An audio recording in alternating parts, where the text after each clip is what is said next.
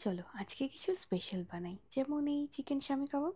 Pressure কুকারের মধ্যে chicken, ছোলার ডাল, রসুন, আদা, পেঁয়াজ, কাঁচা লঙ্কা, হলুদ গুঁড়ো, লঙ্কা গুঁড়ো, জিরে গুঁড়ো, ধনে গুঁড়ো, গরম মশলা গুঁড়ো, মরিচ গুঁড়ো, সর্ষের তেল, নুন আর জল দিয়ে একটা সিটি দিতে হবে বা 5 মিনিটের জন্য প্রেসার কুক করতে হবে।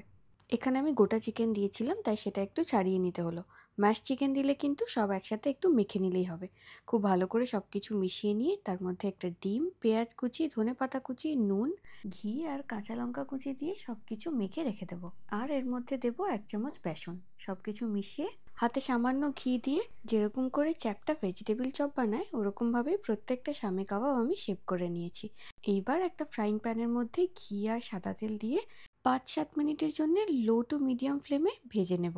এইভাবে বানিয়ে ফ্রিজারে 15 দিন অবধি রাখা যেতে পারে। তারপর শুধু ভেজে নিয়ে সার্ভ করে দিলেই চিকেন শামি কাবাব একদম তৈরি। বাড়ির খাবার খেতে আমার ভীষণ ভালো লাগে, তাই যে কোনো স্পেশাল খাবারে যদি এইভাবে বাড়িতে বানানো হয় তাহলে তো কথাই নেই। গরম গরম চিকেন শামি কাবাব, ফাটাফাটি।